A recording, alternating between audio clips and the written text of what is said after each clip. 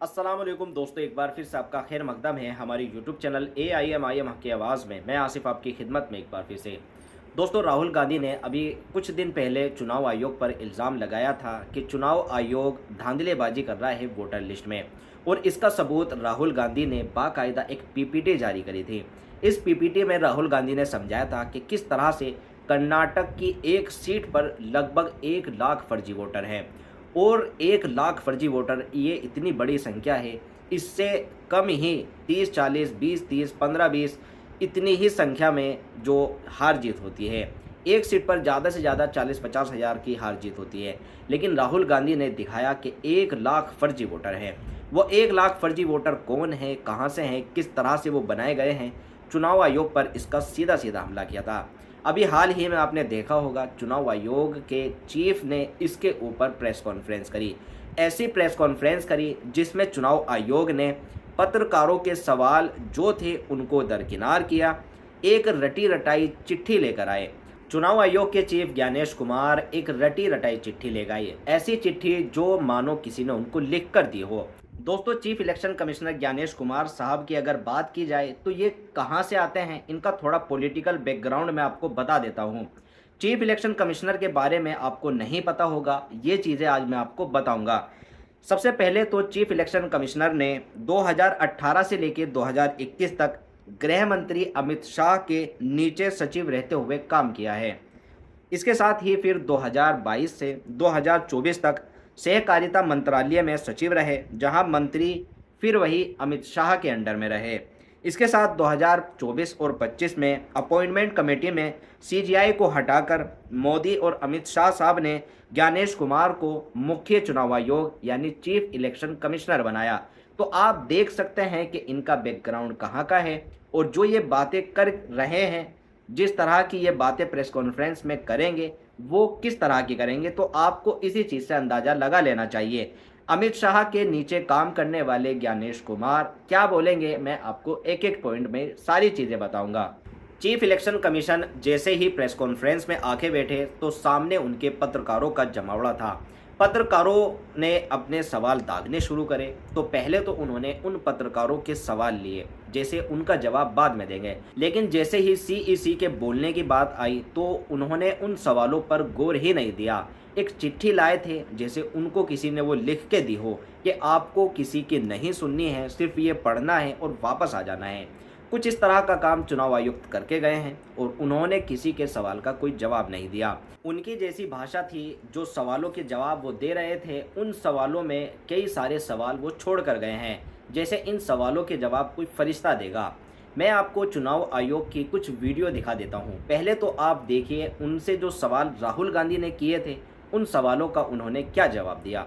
Video देखें। किसी व्यक्ति के अगर 2 जगह वोट भी हो तो भी वो एक ही जगह वोट करने जाता है। 2 जगह वोट करना कानूनी अपराध है, और अगर कोई भी व्यक्ति ऐसा कहता है तो सबूत तो चाहिए। सबूत मांगा था, मिला नहीं। तो आपने चीफ इलेक्शन कमिश्नर की बात को सुना। उन्होंने बताया है कि अगर किसी व्यक्ति के 2 वोट हो या इससे ज़्यादा वोट हो तो वो एक ही वोट डाल सकता है। अगर आपके पास सबूत है तो सबूत दीजिए।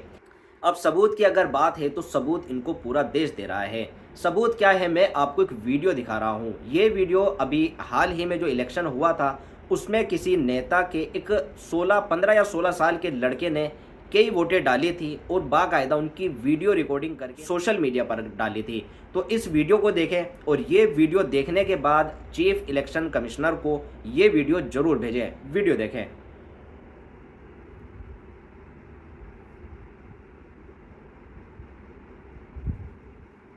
तो आपने वीडियो देखा किस तरह से ये लड़का, ज़्यादा उम्र नहीं है, 18 साल से भी कम उम्र का ये लड़का था, इसने कई वोटें डाली।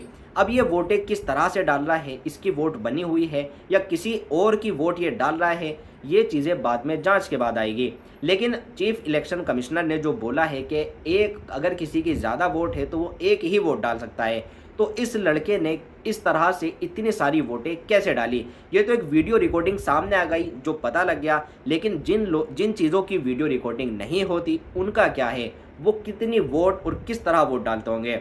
इसके बाद में चीफ इलेक्शन कमिश्नर की एक और वीडियो दिखा देता हूं, वो क्या बोल रहे हैं। वीडियो देखें। इसी के कहने से मैं ये मानूं कि पीयूष जी के नाम के, अगर आपको अंदाज़ा न हो तो अगर पीयूष जी के नाम को अगर आप 100 करोड़ में सर्च करेंगे तो आपको हजारों लोग मिलेंगे। कौन से पीयूष जी का नाम काटा जाए? तो आपने चीफ इलेक्शन कमिश्नर की बात को सुना। क्या उन्होंने बात बताई है कि अगर पीयूष जी के नाम को सर्च किया जाए 100 करोड़ में कई हजार पीयूष जी के नाम के इंसान मिलेंगे, तो किस वोटर को काटा जाए? इलेक्शन कमिश्नर को ये समझना चाहिए कि हर पीयूष जी के फादर, उनकी मदर, उनकी जन्मतिथि, उनका एड्रेस सेम नहीं होता। तो अगर आप काटने की बात करते हैं तो इस तरह से आप इसको काट सकते हैं। इलेक्शन कमिश्नर ने प्रेस कॉन्फ्रेंस में ऐसे ऐसे तथ्य दिए जो हंसने वाले थे, और पत्रकारों ने जब सवाल किए तो उनके सवालों को गोलमोल घुमा दिया। तो चीफ इलेक्शन कमिश्नर को वीडियो ज़रूर भेजें और उनको बताएं कि हर इंसान के माँ बाप, जन्मतिथि एक जैसी नहीं होती, यहाँ तक कि एड्रेस भी एक जैसा नहीं होता। तो इस चीज़ पर गौर देना बहुत ज़्यादा ज़रूरी है और ये सवाल आपको भी पूछना चाहिए। इसके बाद मैं आपको दूसरी वीडियो दिखा देता हूँ जिसमें वो क्या बोल रहे हैं। वीडियो देखें।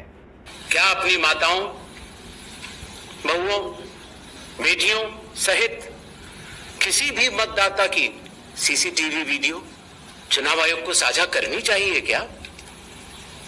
चीफ इलेक्शन कमिश्नर की आपने ये बात को सुना। इस बात को सुनने के बाद आपके चेहरे पर भी हंसी आई होगी, और हंसने वाली बात भी है।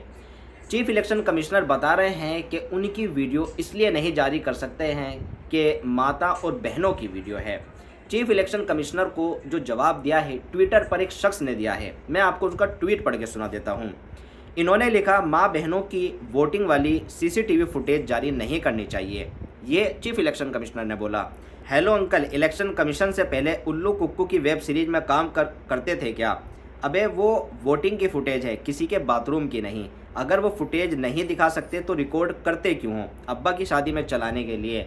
जी हाँ दोस्तों, इस शख्स ने किस तरह से तंज किया इलेक्शन कमिश्नर पर आप देख सकते हैं। और ये बात बोली है कि आप जो इस वीडियो की बात कर रहे हैं, किसी की प्राइवेट, किसी की बाथरूम, किसी के बेडरूम की वीडियो नहीं है, वो वोटिंग की वीडियो की बात है। तो इलेक्शन कमिश्नर ने इस तरह की बात करी है, आप खुद देख सकते हैं। तो दोस्तों, आपने देखा कि किस तरह से इलेक्शन कमिश्नर ने बातें बोली हैं, अपनी प्रेस कॉन्फ्रेंस में ऐसी बातें बोली हैं जिनको सुनने के बाद आपको भी हंसी आई होगी। लेकिन मैं आपको उन पत्रकारों की वीडियो दिखा देता हूं, उन पत्रकारों के सवाल दिखा देता हूं जिन पत्रकारों के सवाल को सुनकर इलेक्शन कमिश्नर खुद चुप हो गए। अब वो चुप क्यों हुए हैं, उन्होंने उनकी बातों के जवाब क्यों नहीं दिए, ये तो दोबारा जब प्रेस कॉन्फ्रेंस करने आएंगे तब पता लगेगा। हालांकि मुझे लगता नहीं है कि वो दोबारा से पत्रकारों के सामने बैठेंगे और प्रेस कॉन्फ्रेंस करेंगे। तो मैं आपको दिखा देता हूं कि एक पत्रकार ने इनसे क्या मुद्दा उठाया था और क्या सवाल किया था। वीडियो देखें। आपको सुप्रीम कोर्ट ने आदेश किया 14 तारीख के दिन, आपको मशीन रीडेबल जो 65 लाख लोग का नाम नहीं है तो आपको देना पड़ेगा। इससे पहले आपने क्यों नहीं दिया? आखिरी सवाल है कि महाराष्ट्र में जो 40 लाख नया वोटर आए हैं और लोग कह रहे हैं कि पहला बार महाराष्ट्र के इतिहास में, भारतवर्ष के इतिहास में वोटर ज़्यादा और 18 साल उम्र के लोग कम, और 5 बजे के बाद बहुत लोग वोट दिया। तो ये सारे जवाब मुख्यमंत्री देवेंद्र फडणवीस दे रहे, राजनीतिक दल का नेता दे रहे, चुनाव आयोग अभी तक खामोश थे, क्यों? तो दोस्तों, आपने सवाल सुना। ये सवाल इतना ज़रूरी था कि इसका जवाब भी बहुत ज़्यादा ज़रूरी था। लेकिन इस सवाल का इलेक्शन कमिश्नर ने कोई भी जवाब नहीं दिया।